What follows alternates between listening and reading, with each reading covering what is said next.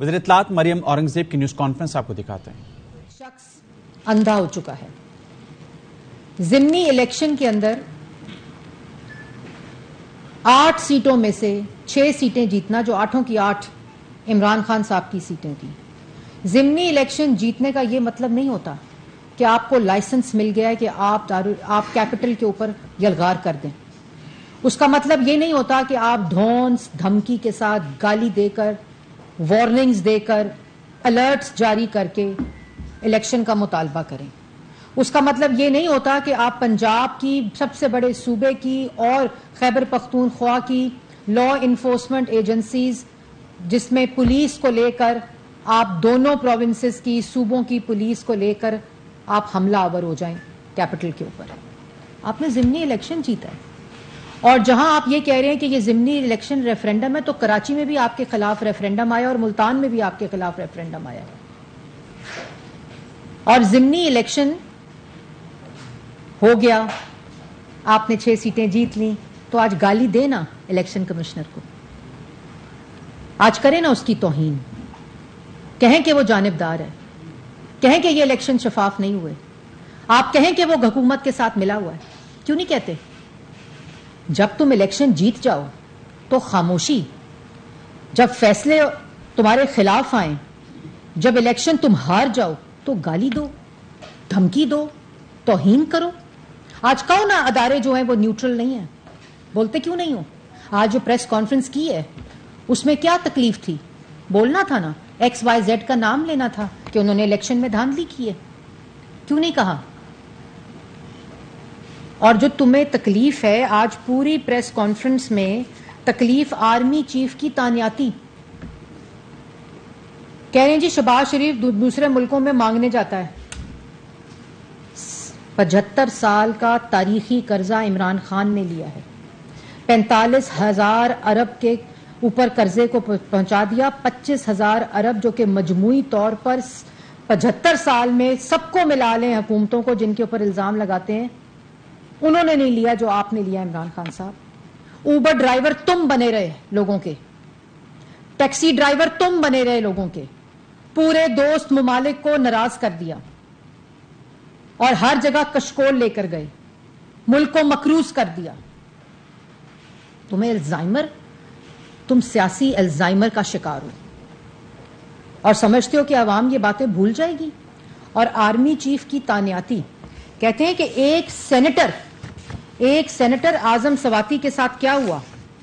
اعظم سواتی ایک سینیٹر کے ساتھ کیا ہوا، تو جو پچھلے 4 سال تم نے کیا، اس وقت کیوں نہیں ہیومن رائٹس واچ کو لکھا؟ اس وقت کیوں نہیں انٹرنیشنل ایجنسیز کو خط لکھے؟ اس وقت جس وقت تم نے اپوزیشن لیڈر کو 1 دفعہ نہیں 2 دفعہ اریسٹ کیا، خواجہ آصف کو اریسٹ کیا، سعد رفیق کو اریسٹ کیا، سلمان رفیق کو اریسٹ کیا، شاہد خاقان عباسی کو اریسٹ کیا، مفتاح اسماعیل کو اریسٹ کیا، حنیف عباسی کو اریسٹ کیا، کامران مائیکل کو اریسٹ کیا، مریم نواز کو اریسٹ کیا، حمزہ شہباز کو اریسٹ کیا، دوسروں کی بہنوں کو، بیٹیوں کو، ان کے والدین کے سامنے ہتھکڑیاں لگائی، ان کو سزائے موت کی چکیوں میں رکھا، ان کو ڈیتھ سیلز میں رکھا جہاں باتھ روم بھی ایک تھا، کمرہ بھی ایک تھا، نیب کے عقوبت خانوں میں رکھا. اس وقت کدھر تھی یہ تمہاری ساری ہیومن رائٹس کے جو تمہارے فتوے اور تمہارے سبق ہیں؟ اس وقت تم لوگوں کو سزائے موت کی چکیوں میں رکھتے رہے. آج تم بھاشن دیتے ہو کہ ایک سینیٹر کے ساتھ کیا ہوا، یہ انسانی حقوق کی خلاف ورزی ہے، یہ بھاشن دے رہے ہو. رانا ثناء اللہ کے اوپر 20 کلو ہیروئن ڈال دی تم نے، اس وقت یہ بھاشن کہا تھا. اس کے بعد جاوید لطیف صاحب کی 90 سال کی جو والدہ تھی ان کو تو گرفتار کیا سو کیا، اینٹی کرپشن کو بیچ کر ان کی 90 سالہ جو والدہ تھی ان کے اوپر تم نے کیس بنایا کہ انہوں نے کرپشن کی ہے. اس وقت تمہارے ہیومن رائٹس کے سبق کدھر تھے؟ ان کی بھی عزتیں تھیں. آج عزت نفس پہ تمہارے جو تکلیف ہو رہی ہے اور پھر تم کہتے ہو کیا غلط کیا. آرمی چیف کے، اور پھر اس کا میں پہلے یہ بتاؤں کہ تم کہتے ہو کیا غلط کیا. تمہارے لوگ تمہارے کہنے کے اوپر، تمہاری اشتعال انگیزی کی وجہ سے افواج پاکستان کے خلاف مہم چلائیں، افواج پاکستان کے اندر بغاوت کے سبق دیں اور درشن دیں اور انسٹیگیٹ کریں. تمہارے لوگ آرمی چیف کی تعیناتی کو کنٹروورشل کریں، اس وقت جب افواج پاکستان سیلاب وکٹمز ہو، پورے ملک کی جو اس وقت سیلاب کی صورتحال ہے اس میں وہ لوگوں کی جانیں بچا رہے ہیں، سرحدوں کی پروٹیکشن کر رہے ہیں، اور تم اس کے اندر بیٹھ کر ہیلی کاپٹر کے سانے کے اوپر لوگوں کو کہو کہ کیمپین چلائیں سوشل میڈیا کی، اور کہتے ہو سوشل میڈیا ڈیموکریسی کا ٹول ہے. اور آرمی چیف کی تعیناتی کہتے ہو نواز شریف نہیں کر سکتا. نواز شریف نے اس ملک کے 6 آرمی چیف تعینات کیے ہیں، 3 دفعہ منتخب وزیر اعظم تھا، اور تم ایک تعیناتی کی وجہ سے ترلے منتیں اور پاؤں پکڑے، اور وہ بھی تمہاری قسمت میں نہیں ہے. اگر تمہیں تکلیف ہے، بہت شوق ہے، تو پھر 172 نمبر پورے کرو اور پارلیمان میں آؤ اور آئینی طریقے سے عدم اعتماد لاؤ، اور اس کے بعد اپنی حکومت لاؤ. اس وقت پارلیمان کے اندر پہلے 174 سیٹس تھیں، آج الحمدللہ شہباز شریف کے پاس 176 سیٹیں ہیں پارلیمان کے اندر. اور اگر تم 8 سیٹوں سے الیکشن لڑے ہو، تم نے 8 سیٹیں پاکستان تحریک انصاف کی اور بھی کم کی ہیں. اس وقت جب تم پارلیمان میں آؤ گے ان 8 سیٹوں کا کہتے ہوئے، تو تمہاری 7 سیٹیں ابھی بھی کم ہوں گی. 8 سیٹیں، کیونکہ تم نے ابھی تک استعفیٰ تمہارا ایکسیپٹ نہیں ہوا، تو تمہاری وہ 8 سیٹیں بھی تم نے پاکستان تحریک انصاف کی پارلیمنٹ میں کم کر دی ہیں. اور اللہ تعالیٰ کے فضل و کرم سے ضمنی الیکشن کے بعد حکومت کے پاس 176 ووٹ ہیں. اگر حکومت لانی ہے تو 6 سیٹوں کے ساتھ غلغار کرنے سے نہیں آئے گی، وہ آئینی طریقے سے آئے گی، جس طرح تم آئینی طریقے سے پارلیمان سے باہر پھینکے گئے ہو.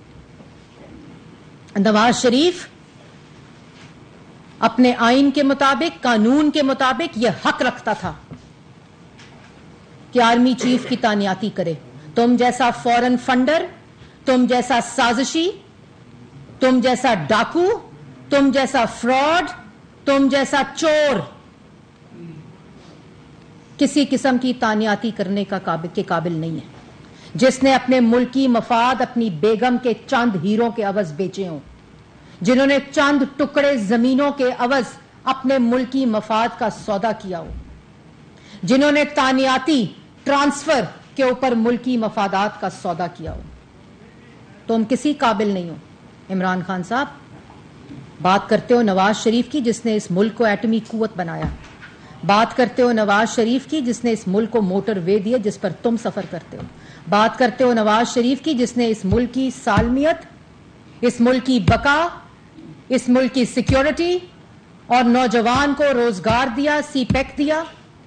اس نواز شریف کی بات کرتے ہو جس نے 14,000 میگا واٹ بجلی بنائی،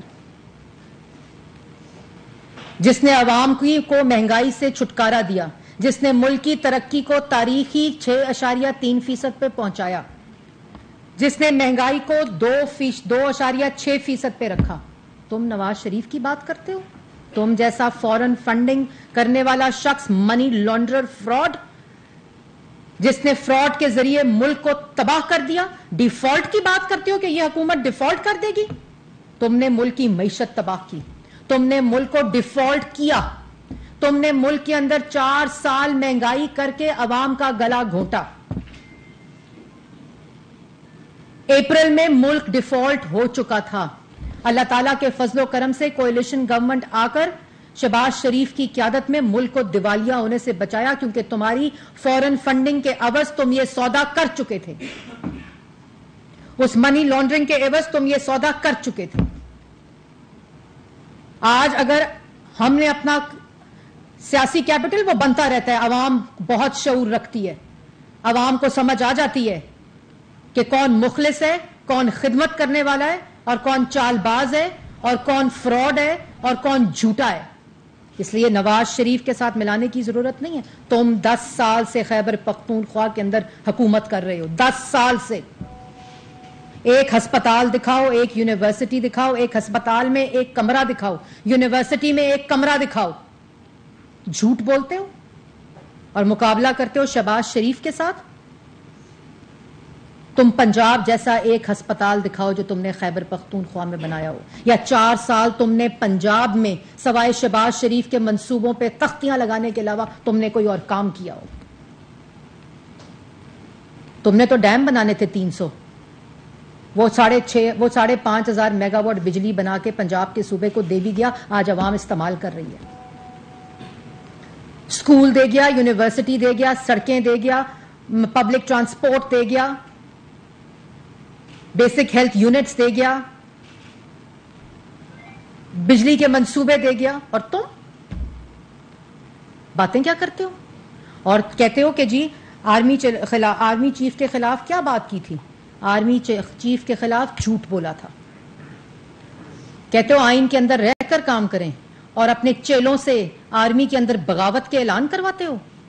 شہداء کے خلاف آج ان کے خاندانوں سے پوچھو جن کے شہداء کے خلاف تم نے کیمپینز چلائی اور جنہوں نے مان لیا کہ عمران خان صاحب کے کہنے پہ کیمپینز چلائی, ان کی بات کرتے ہو.